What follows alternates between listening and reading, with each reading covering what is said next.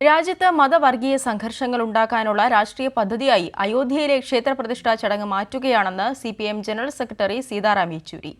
Zionist നിലപാടും ഹിന്ദുത്വ നിലപാടും ഒരേ അച്ചുതണ്ടിൽ കൈകോർക്കുകയാണ്. കാസർഗോഡ് CPIMന്റെ പലസ്തീൻ ഐക്യദാർഢ്യ റാലി ഉദ്ഘാടനം ചെയ്ത് സംസാരിക്കുകയായിരുന്നു യെച്ചൂരി.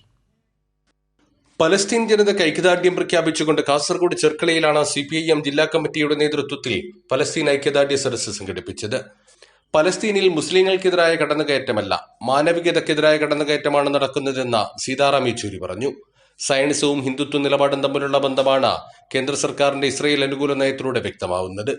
അയോധ്യ രാമക്ഷേത്ര പ്രതിഷ്ഠാ ചടങ്ങിലേക്ക് ക്ഷണിക്കാനെത്തിയപ്പോൾ തന്നെ CPIM എല്ലാ മതവിശ്വാസങ്ങളെയും ഒരുപോലെ ബഹുമാനിക്കുന്നതുകൊണ്ട് പങ്കെടുക്കില്ലെന്ന് അറിയിച്ചു. ഭരണഘടനാ മൂല്യങ്ങൾക്കും സുപ്രീം കോടതി വിധികൾക്കുമെതിരായി കേന്ദ്ര സർക്കാരും UP സർക്കാരും ഒരു പ്രത്യേക മതവിഭാഗത്തിന്റെ മാത്രം താൽപര്യം ഉയർത്തിപ്പിടിക്കുകയാണ്. രാഷ്ട്രീയ ആവശ്യങ്ങൾക്കായി മതത്തെയും മതചിഹ്നങ്ങളെയും ഉപയോഗപ്പെടുത്തുന്നു. But that is the holy bond, that is what is religion. I respect that.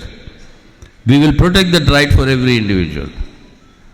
But if religion is used for political purposes, if the inauguration of Ram Mandir is going to be done by the Prime Minister, the UP Chief Minister, and using the entire state machinery, that is, the state is identified with one particular religion, that is against the Indian Constitution, against the Supreme Court verdicts.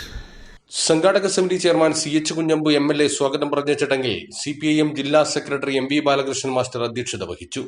Kerala Nadvathul Mujahideen vice president Hussain Madavoor, MES സംസ്ഥാന secretary KK Kunjumoideen തുടങ്ങിയ സംഘടനാ നേതാക്കളും LDF ഘടകകക്ഷി നേതാക്കളും ഐക്യദാർഢ്യ സദസ്സിൽ പങ്കെടുത്തു. Kairali news, Kasaragod.